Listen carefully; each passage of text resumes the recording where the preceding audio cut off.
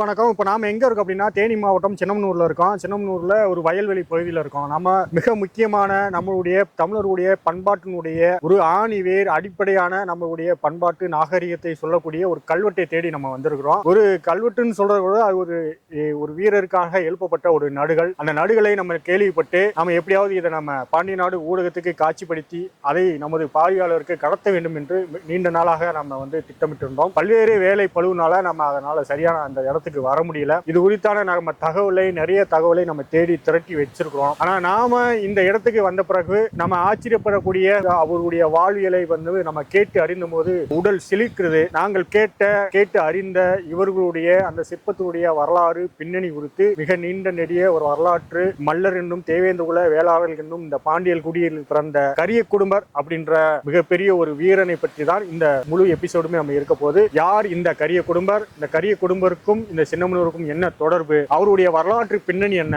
இவருக்கும் இந்த மல்லர் என்னும் தேவேந்திர குல இந்த பாண்டியர் சமுதாயத்திற்குமான பின்னணி என்ன?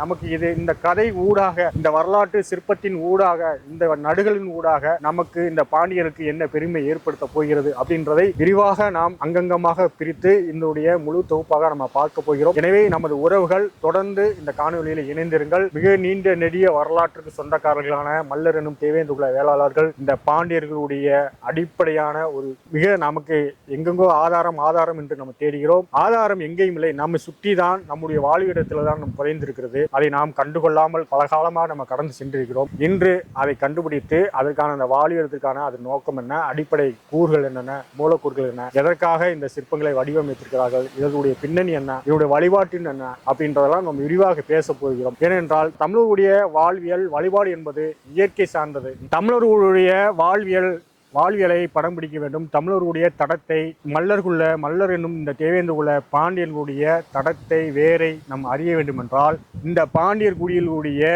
குலதெய்வ வழிபாட்டின் ஊடாகத்தான் அதை வென்றெடுக்க முடியும். இது பாண்டியர் குடிகளுக்கு மட்டுமா அப்படின்னா இல்லை, ஒவ்வொரு குடிக்குமான ஆணிவேர் எங்க இருக்கு நீங்க போய் தேடணும் அப்படின்னு நீங்க ஆரம்பிச்சீங்கன்னா அந்த மக்கள் அல்லது அந்த இனம், அந்த குழுக்கள், அவர்கள் யாரை அவர்கள் மூதாதையராக எந்த கடவுளை வணங்குகிறார்கள், அந்த கடவுளுடைய பின்னணி வரலாறை நீங்க தேடினால்தான் அந்த ஆணிவேரை நீங்க போய் தொட முடியும்.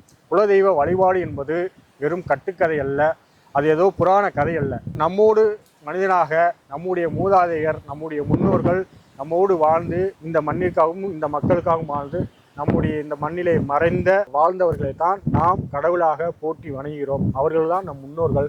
அதுதான் முன்னோருடைய வழிபாடு. காலப்போக்கில் அது குல வழிபாடாக மாறுகிறது. இப்படி ஒவ்வொரு குலத்துக்கும் ஒவ்வொரு குல வழிபாடு உண்டு. இந்த மல்லர் எனும் தேவேந்திர குல பாண்டியர் குலத்துக்கும் ஒரு வழிபாடு, சிறப்பு வழிபாடு இருக்கு. அந்த குல வழிபாட்டின் ஊடாகத்தான் நம்முடைய பண்பாட்டை நாம் மீட்டெடுக்க முடியும் என்பதை நாங்கள் ஆழமாக அறிகிறோம். அதுதான் உண்மையும் கூட. எனவே இந்த குல வழிபாட்டின் ஊடாக நம்முடைய பாண்டியர்களுடைய ஆணி வேரை நாம் தேடி இன்னைக்கு இந்த சின்னமனூருக்கு வந்திருக்கிறோம். இந்த கரிய குடும்பரை இங்குள்ள இந்த சின்னமனூருடைய பாண்டியர் வம்சமான தேவேந்திர குல வேளாளர்கள் ஒட்டுமொத்த சமூகமும் அவரை கடவுளாக போற்றி வணங்குகிறார்கள். ஏன் இந்த சின்னமனூருடைய ஒட்டுமொத்த பாண்டியர்களும் இவரை கடவுளாக போற்றி வணங்க வேண்டும்? எதற்காக வணங்க வேண்டும்? இங்கு நீங்கள் பார்த்து கொண்டிருக்கிற இங்கு ஒரு அம்மன் இருக்கிறார். இந்த அம்மனுக்கும் அந்த கரிய குடும்பருக்கும் என்ன சம்பந்தம்? இவர் ஏன் இந்த வயல்வெளிகள் மத்தியில் இங்கு தெய்வமாக வீற்றிருக்கிறார் அப்படின்ற ஆச்சரியமான இந்த தகவலையும் உங்களோடு நாங்கள் கடத்த இருக்கிறோம். அதற்காக இந்த சின்னமனூர் பகுதியை சேர்ந்த பாண்டியர் சங்கத்தினுடைய நிர்வாகிகள், பொறுப்பாளர்கள், ஊர் குடும்பர், நாட்டாமைகள் எல்லாம் நம்மளோடு களத்திலே நிற்கிறார்கள். அவர்களோடு இந்த ஊரினுடைய வரலாற்று பெருமையும் உங்களோடு நாம் பகிர்ந்து கொள்ள காவலோடு காத்திருக்கிறோம். தொடர்ந்து பொறுமையாக காத்திருங்கள். இது மாதிரியான தொடர்ச்சியான நம்முடைய ஆவணங்களை, கல்வெட்டுகளை, செப்போடுகளை, ஓலைச்சுவடிகளை நாம் எடுத்து நம்முடைய மக்களுக்கு தொடர்ச்சியாக நம்ம கொடுத்து வருகிறோம், ஆவணப்படுத்தி வருகிறோம். அதன் தொடர்ச்சியாகத்தான் இன்று இந்த சின்னமனூர் பகுதியிலே நாம் இந்த கரிய குடும்பனை பற்றி மிக ஆய்வுக்காக நம்ம வந்திருக்கிறோம். இங்க இருக்க இந்த அம்மனுக்கும் இந்த கரிய குடும்பக்கும் என்ன என்றதை இங்குள்ள இந்த பகுதியை சேர்ந்த பாண்டிய குடியை சேர்ந்த தேவேந்திர குல வேளாளர், மல்லர் எனும் தேவேந்திர குல வேளாளர்களின் பரம்பரையில் வந்த இந்த கரிய குடும்பனை குலதெய்வமாக, கடவுளாக, தங்களுடைய முன்னோராக வழிபட்டு வரும் இந்த மக்களுடைய கருத்துக்களை நாம் முதலில் கேட்போம். மீண்டும் இந்த கருத்தை கேட்டு பிறகு நான் நிறைவு செய்திக்கு நான் வந்து பேசுறேன். அண்ணே வணக்கம். வணக்கம்ண்ணே. சொல்லுங்க, இந்த அம்மனுக்கும் கரிய குடும்பத்துக்கும் என்ன சம்பந்தம்? எதனால இந்த அம்மன் வந்து இங்கே காட்டுக்குள்ள இருக்க வேண்டிய அவசியம் என்ன? எதுக்கு இந்த கோயில் இங்கே வச்சிருக்கீங்க?